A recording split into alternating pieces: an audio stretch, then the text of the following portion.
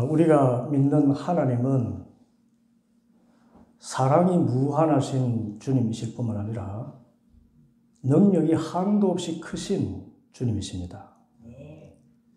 우리를 구원하신 하나님은 사랑의 완전자이시고 능력이 무한하신 하나님이십니다.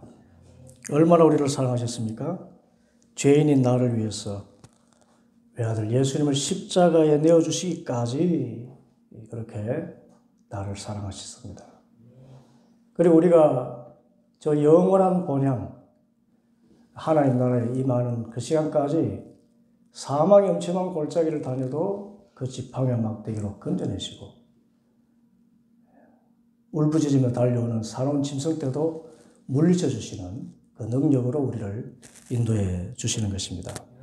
이 하나님의 은혜와 능력이 이스라엘을 이집트로부터 해방하시는 그 구원의 역사에서 분명히 드러났습니다. 먼저는 하나님의 구원의 은혜입니다. 오늘 말씀 17절 보면 이제 바로는 이스라엘 백성을 내보냅니다. 마침내 이스라엘 백성을 내보냈습니다. 그런데 이제 이스라엘 백성들이 블레셋 사람의 땅을 거쳐서 가는 것이 가장 가까운데도 하나님은 그 백성을 그 길로 인도하지 않으셨습니다. 왜냐하면 이 백성이 전쟁을 하게 되면 마음을 바꾸어서 이집트로 되돌아가지 않을까 하고 주님께서 염려하셨기 때문입니다. 그래서 하나님은 이 백성을 홍해로 가는 광야길로 돌아가게 하셨습니다. 여기 하나님의 은혜가 나타납니다. 하나님은 우리를 구원하실 뿐 아니라 이제 구원하신 우리를 저 완전한 구원인 저 영원한 가나안 땅으로 가기까지 가장 안전한 길, 가장 좋은 길로 인도해 주시기를 기뻐하십니다. 이집트에서 해방된 이스라엘 백성들이 가나안 땅을 향해 가는 그 출발부터 그들이 안전하게 살아가도록 최선의 보살핌을 베푸신 것입니다. 왜냐하면 이집트에서 가나안까지는 사실 7일밖에 걸리지 않는 거리입니다. 그런데 이 가장 가까운 길임에도 불구하고 문제는 이 길로 가면 블레셋 사람들을 만나게 되는데 이 블레셋 사람들은 가나안의 토착민들입니다. 그리고 이 고대 사회에서 토착민들은 다른 민족이 자기 땅을 지나가는 것을 침략 행위라 규정해서 전쟁을 불사했습니다. 그런데 이스라엘 백성들은 전쟁을 모르지요. 노예 생활하면서 자벽이나 토목 공사에 동원된 일은 있지만 군사훈련은 전혀 받지 않은 사람들입니다. 그래서 하나님은 이 이스라엘 백성들을 기껏 구원했는데 최종 목적지인 가나안 땅에 가려다가 저 블레셋 사람들 그들과 전쟁을 치르다가 이렇게 죽느니 차라리 다시 이집트로 돌아가는 것이 낫겠다 생각하고 마음을 바꿀까 염려하셔서 이 백성을 둘러가더라도 안전한 광야길로 돌아가게 하신 것입니다. 이것이 하나님의 은혜예요. 왜냐하면 오늘을 사는 우리에게도 이런 은혜의 돌보심이 있기 때문입니다. 우리가 죄악된 세상에서 구원받아서 하나님의 자녀가 되었는데 막상 이 세상에서 하나님의 자녀로 살려 하면 세상이 절대 만만하지 않음을 경험하게 됩니다. 예수님 말씀처럼 양을 이리 때에 보낸 것과 같지요. 하나님의 말씀대로 살다가는 세상에서 바보 취급받거나 또 세상 물정 모른다고 이 사회 부적응자 취급받기가 일쑤입니다. 순진해서 이용당하기도 하고 정직해서 소외되기도 합니다.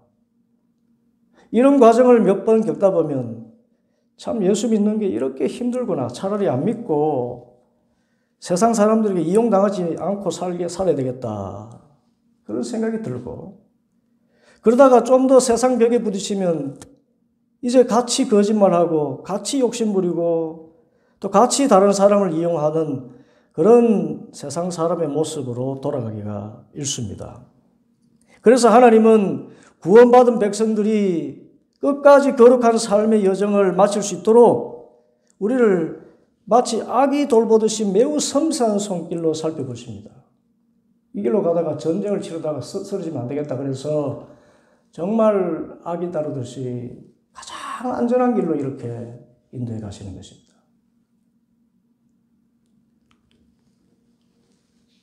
이런 보호하심이 블레셋과 전쟁을 치르지 않고 돌아가는 그 길로 인도하신 것처럼 그것과 마찬가지로 또 21절 보면은 이런 기적을 또 나타내셨습니다.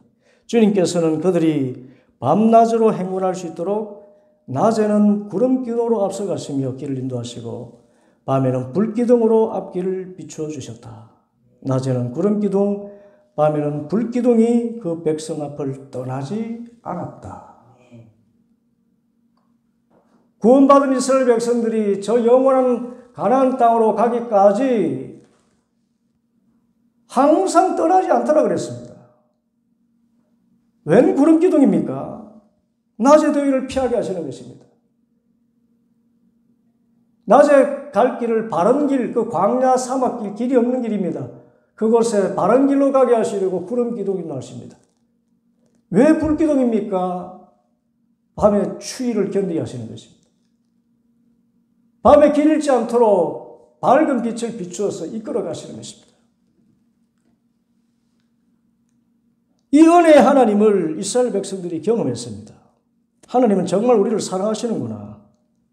죄 많은 이 세상에 넘어지지 않도록 우리를 가장 안전한 길로 인도하시고 또 광야길이라도 구름기둥, 불기둥으로 이끌어 주시는구나. 구원하던 우리도 이 하나님을 믿어야 됩니다. 하나님은 하나님 말씀대로 가면 나를 가장 안전한 길로 인도해 줄 줄 믿습니다. 전쟁을 피할 길을 주님께서 마련해 주시고요. 길 없는 곳에서도 길을 바로 찾아가도록 구름기둥과 불기둥으로 인도해 주시는 것입니다. 하나님 은혜예요. 그래서 말씀 쫓아가시면 됩니다. 말씀대로 하면 가나안 땅으로 지름길이라고 해서 그 길로 가지 말고 돌아서 가라 그러면 뜻이 있구나. 그 뜻은 나를 사랑하셔서 가장 안전한 길로 인도하시는 뜻이 있는 것입니다. 광야길을 가더라도 두려워하지 않을 것은 하나님께서 반드시 이 시대의 구름기둥, 이 시대의 불기둥으로 나를 인도해 주실 줄 믿습니다. 그 믿음으로 나아가는 것입니다. 이 은혜의 하나님은 또한 권능이 무한하신 하나님이십니다. 그런데 참 역설적인 것은 하나님이 얼마나 권능의 하나님이신가 이것을 나타내실 때는 대개 우리의 상황이 반대로 하나님 어디 계시느냐? 정말 하나님이 나를 사랑하시느냐라고 의심할 만큼 그런 상황에서 하나님의 능력이 나타나신다는 겁니다. 굉장히 역설적이에요. 이제 이스라엘 백성들이 광야로 행군하는 중에 하나님께서 모세에게 말씀하십니다. 14장 2절 보면 너는 이스라엘 자손에게 말하여 오던 길로 되돌아가서 믹돌과 바다 사이에 비하히로답과 바알스본 맞은편 쪽 바닷가에 장막을 치라고 하여라. 어떻게 된 일일까요? 이 블레셋 사람과 전쟁 치르다가 다시 이집트로 돌아갈까 염려하셔서 광야길로 인도하신 하나님이 어째서 앞에 바다가 딱 막아선 곳으로 인도하셨을까요? 아닌 게 아니라 하나님께서 말씀하십니다. 4절에 내가 바로의 고집을 꺾지 않고 그대로 둘 터이니 그가 너희를 뒤쫓아 올 것이다. 구름 기둥과 불기둥으로 인도하시는 그 하나님이신데 전쟁을 피하도록 길을 우회하도록 하신 주님이신데 바로가 너를 뒤쫓아 올 것이다. 이 마른 하늘의 날벼락 같은 말씀을 하십니다. 여러분 이스라엘 백성이 어떤 구원을 받았습니까? 430년 만에 얻은 해방입니다. 그것도 수많은 기적과 표적으로 하나님이 얼마나 은혜로우신가 얼마나 능력이 크신가를 알게 하셨습니다. 그런 하나님이 또다시 무시무시한 바로의 군대를 마주하게 하시는 것입니다. 도무지 이해가 되지 않아요. 그래서 이스라엘 백성들은 모세를 향하여 원망합니다. 충분히 이해가 됩니다. 이제 바로의 군대가 추격하여 오는 것을 보게 되자 이스라엘 자손이 두려워하면서 주님께 부르짖습니다. 주님 왜 이러십니까? 살려주십시오. 그리고는 원망하기를 모세에게 대하여서 이집트에는 묫자리가 없어서 우리를 이 광야에다 끌어내어 죽이려는 것입니까? 우리를 이집트에서 끌어낼 때는 언제고 여기서 이런 일을 당하게 하더니 왜 우리를 이렇게 만드십니까? 이스라엘 백성들이 너무 당황했던 겁니다. 전쟁을 피하게 하려고 우회로를 마련해 주셨고 광야길 잃지 않도록 또 낮에 더위 밤에 추위 당하지 않도록 그런 기둥과 불기둥으로 인도하신 주님께서 왜 그 바로의 군대를 다시 마주하게 하시는가? 그것도 바다가 앞에 있는데 바로의 군대가 턱밑같이 쫓아오게 하시는가?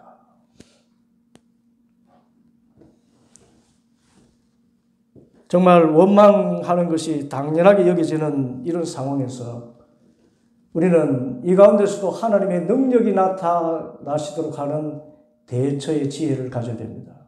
그 지혜가 뭘까요? 그 첫째는 그럼에도 불구하고 하나님은 은혜로우시다는 것을 믿는 것입니다. 이런 막다른 정말 돌발적인 상황이 내게 왔지만은 그래도 하나님은 은혜로우시다 이것을 끝까지 부여잡는 겁니다. 여러분 우리의 믿음이 무엇입니까? 믿음은 신념이나 의지 같은 것으로도 생각되지만 성경은 믿음의 본질이 어떤 상황에서도 하나님은 은혜로우시다는 것을 믿는 것이 믿음이라고 이야기합니다. 히브리서 11장 6절 믿음이 없이는 하나님을 기쁘시게 해드릴 수 없습니다. 하나님께 나아가는 사람은 하나님이 계시다는 것과 하나님은 자기를 찾는 사람들에게 좋은 것을 주시는 분이시라는 것을 믿어야 합니다. 정말 일생 동안 쌓아온 공든탑이 무너지는 그런 위기가 찾아오고 내가 목숨처럼 소중히 여기는 가치관이 무너져 내리는 상황에서도 신앙인은 하나님은 그래도 나를 사랑하시고 은혜로우시다는 것을 믿고 이 믿음으로 이겨냅니다. 이런 하나님의 은혜를 예표하는 하나님의 말씀이 있었습니다. 이스라엘 백성들이 바로의 추격을 막기 전에 미리 하나님께서 모세에게 알려주신 것입니다. 4절 보면 바로의 추격이 있기 전에 하나님께서 미리 말씀하셨습니다. 내가 바로의 고집을 꺾지 않고 그대로 둘 테니 그가 너희를 뒤쫓아올 것이다. 이 말씀을 바로가 추격하기 전에 미리 말씀해 주셨어요. 이것이 하나님의 은혜입니다. 우리가 어려운 문제를 맞을 때 만일 그 문제를 미리 알고 있다면 그 문제는 이미 절반은 다 해결한 것과 다름이 없지요. 중학교 때 시험 때만 되면 예상 문제를 내주시는 선생님이 있었습니다. 시험 문제가 50문제면 100개의 예상 문제를 주고 그 문제 가운데 50문제를 출제를 했습니다. 그래서 이 과목은 정말 공부하지 않는 학생들 몇몇을 제외하고는 대부분의 학생들이 80점 이상을 다 맞았어요. 그래서인지 이 선생님을 다들 좋아했습니다. 문제 다 가르쳐 주고 이제 시험치기 하니까. 그리고 선생님이 가르치는 과목도 좋아하게 되었습니다. 왜냐하면 시험 치르면 결과가 잘 나오니까. 우리 하나님이 이런 분이세요. 예로서 하나님은 소돔을 심판하실 때 아브라함이 롯 때문에 염려할까 봐 미리 아브라함에게 소돔 심판을 알려주셨습니다. 그 결과 어떻게든 롯은 파멸을 면하게 되었습니다. 미리 알려주셨습니다. 아모스 3장 7절에 참으로 주 하나님은 당신의 비밀을 그 종 예언자들에게 미리 알리지 않고서는 어떤 일도 하지 않으신다.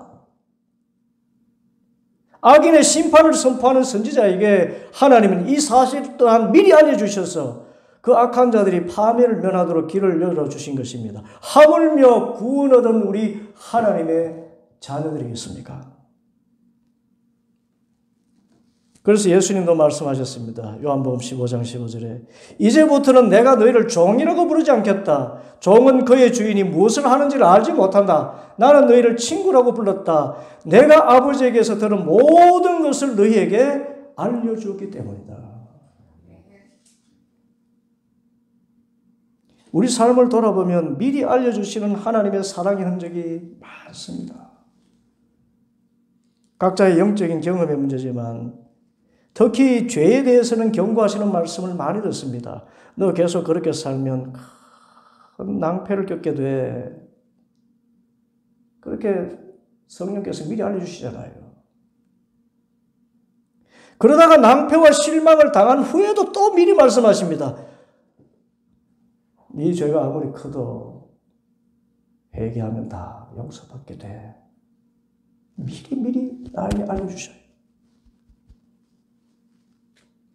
나도 너를 정죄하지 않으니 가서 다시는 죄를 짓지 마라. 미리 알려주시고 또 용서해 주시고 회복시켜 주시는 주님이십니다.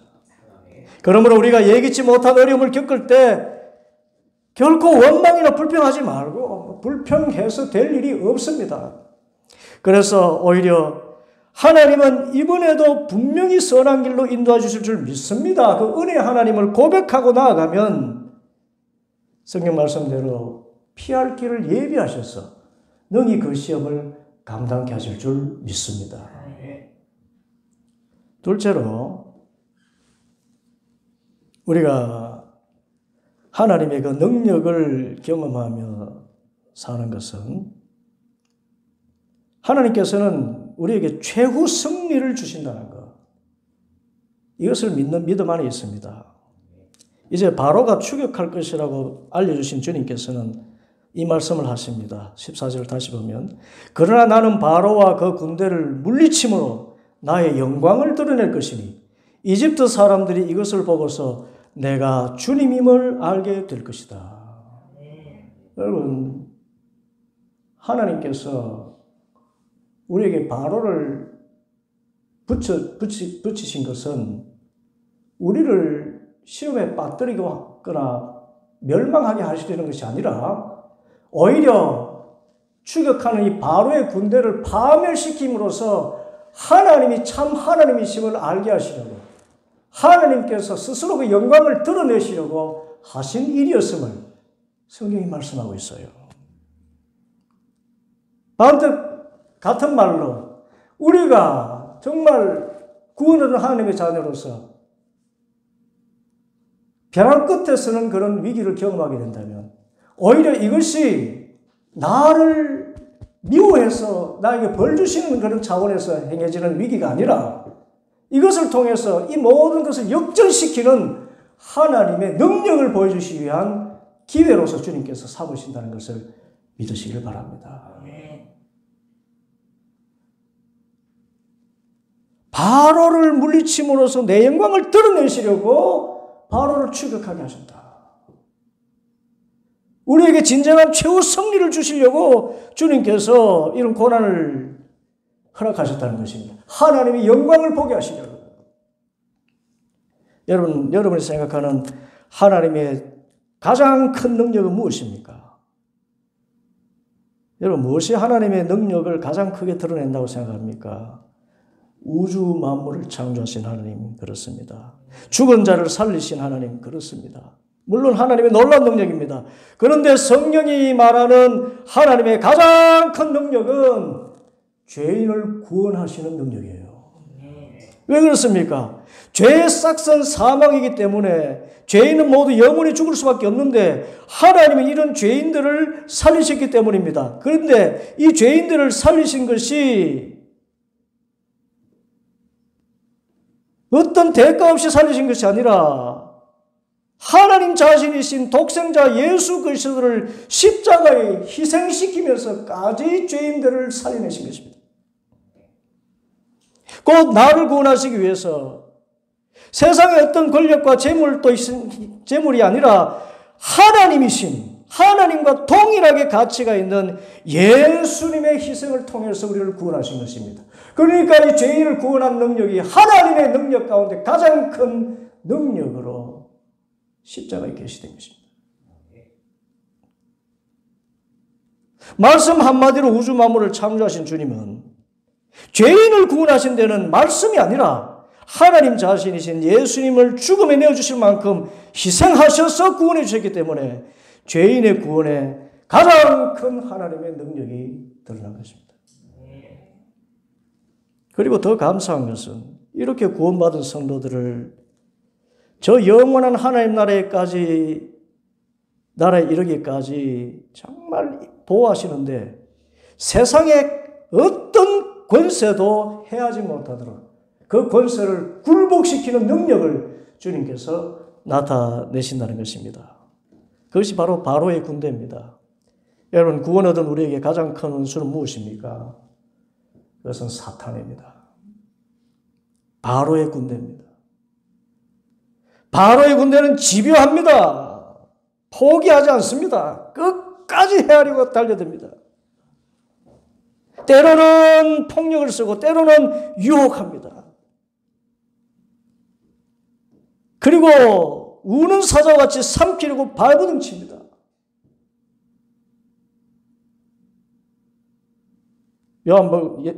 예수님 말씀과 같습니다. 요한복음 10장 10절. 나는 양들이 생명을 얻고 또 더 넘치게 얻게 하려고 왔지만 저 영혼의 도둑 사탄은 다만 훔치고 죽이고 파괴하려고 오는 것뿐이다. 여러분, 사탄 집요합니다. 사탄은 어떻게든 파괴하려 하죠. 가정을 파괴하려 하고 공동체를 파괴하려 하고 얼마나 집요하게 파괴하려 하는지 모릅니다. 그런데요, 여러분, 하나님을 찬송할 준비를 하십시오. 그런데 하나님은 이 사탄의 권세를 반드시 파멸시키고 우리를 하여금 최고 승리를 얻게 하시는 주님이십니다. 저 어둠의 세력, 죽음의 권세인 바로의 군대가 이제 이스라엘 백성들을 턱밑같이 추격했습니다. 그때 하나님께서 말씀하십니다. 4장 17절에 내가 이집트 사람의 마음을 고집스럽게 하겠다. 그들이 너희를 뒤쫓을 것이다. 그러나 나는 바로와 그의 모든 군대와 병거와 기병대를 전멸시켜서 나의 영광을 드러내겠다. 내가 바로와 그의 병거와 기병대를 물리치고서 나의 영광을 드러낼 때에 이집트 사람은 비로소 내가 주님임을 알게 될 것이다. 하나님의 승리는 사탄에 대한 정복입니다. 집요하고 간교하고 포악한 파괴의 세력, 사탄 권세를 멸하시고 얻으시는 그 승리, 그것이 하나님의 승리입니다. 이 승리를 통하여서 우리가 이런 사탄조차도 굴복시키는 하나님이 나와 함께 계시는구나, 이것을 믿고 우리는 저 가나안까지의 여정을 힘차게 전진할 수 있는 것입니다. 셋째로 우리가 하나님의 구원의 능력을 보게 되는 것은 기도하고 모든 문제를 하나님께 내어 맡기는 것입니다. 이제 바로의 군대가 다가올 때 이스라엘 자손은 크게 두려워합니다. 당연합니다. 저 흉포한 원수 마귀가 집어삼키려고 쫓아오는데 왜 두렵지 않겠습니까?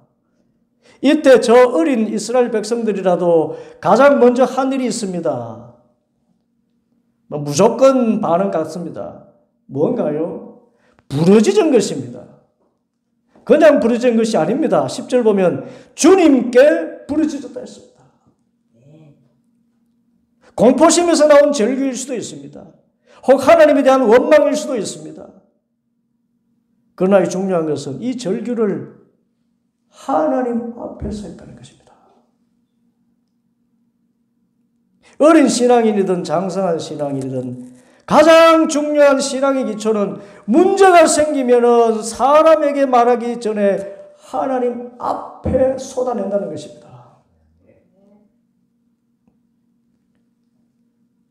왜 사람 앞에 내놓지 않을까요? 사람은 그 자체가 문제덩어리이기 때문입니다. 세상에 의인은 없어요. 다 죄인입니다. 다 연약합니다.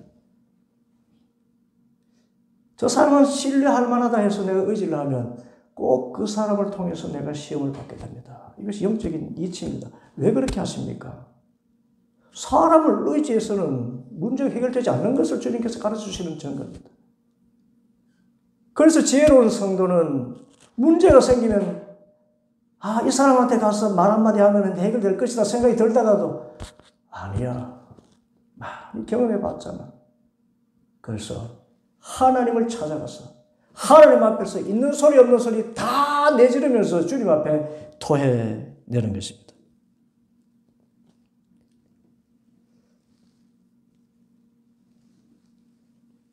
하나님께 토해낼 때 우리는 뭔가를 갖추어서 토해낼 필요가 없습니다.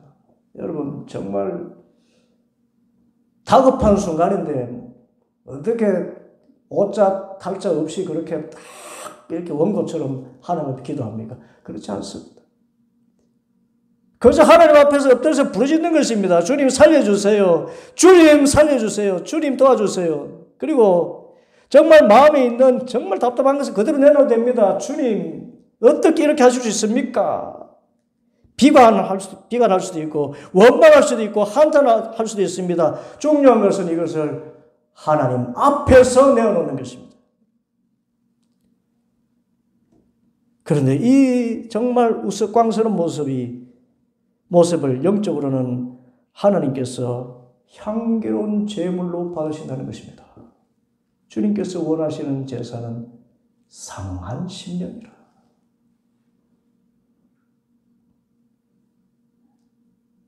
죄짓고 회개하는 것도 주님은 그 상한 심령 통회하는 것을 제물로 받아주시고 정말 이 세상에서 큰 낭패와 공경당해서 위급해서 부르짖는 그 탄식도 향기로운 제물로 받으셔요. 이게 하나님의 은혜입니다. 그래서 성경은 곳곳에 문제가 생기면 주님께 부르짖으라고 말씀합니다. 예레미야 33장 3절 너는 내게 부르짖어라 내가 네게 응답하겠고 네가 알지 못하는 크고 인면한 일을 네게 보이리라. 시편 50편 15절 환난 날에 내게 부르짖어라 내가 너를 건지리니 네가 나를 영화롭게 하리로다.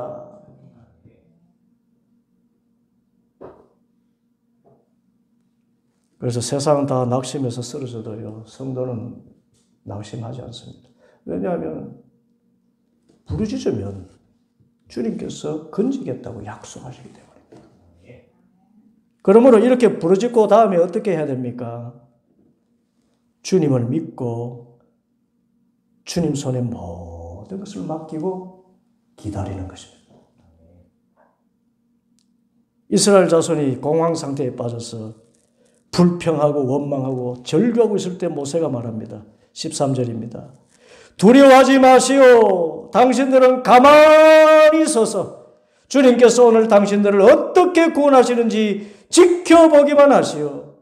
당신들이 오늘 보는 이집트 사람을 다시는 볼 수 없을 것이요. 주님께서 당신들을 구하여 주시려고 싸우실 것이니 당신들은 잠잠히 지켜보기만 하시오. 가만히 서서 진정하고 하나님이 어떻게 하시는지를 지켜보기만 하는 것입니다. 하나님께 기도했으면 하나님이 반드시 구원해 주실 줄 믿으라는 말이고 그 과정에 사람 찾지 말라는 것이고 그저 주님만 바라보고 오히려 네 마음을 젖대나이처럼 마음에 편안하게 여러분 어떻게 우리의 마음이 환난 중에 편안할 수 있습니까? 맡길 때입니다. 주님이 알아서 하실 거야. 맡길 때입니다. 그것을 지켜본다고 표현했습니다. 가만히 있다고 표현했습니다. 맡기면 나는 할 일이 없습니다. 가만히 있으면 됩니다. 맡기면 내 마음이 편해집니다. 짐인데 벗어서 남줬으니까요. 그런데 성경은 이렇게 하라고 말씀하십니다. 하나님이. 구원 얻은 이스라엘 백성들이 삶의 큰 위기를 맞을 때 하나님의 능력을 경험하게 하시려고 하신 그 일이 부르짖고는 그 다음에 기다려라. 잠잠해라. 지켜보기만 해라. 여러분 이런 은혜의 하나님이 어디 있습니까? 내가 대신 싸워줄 테니까 너는 가만히 있으라.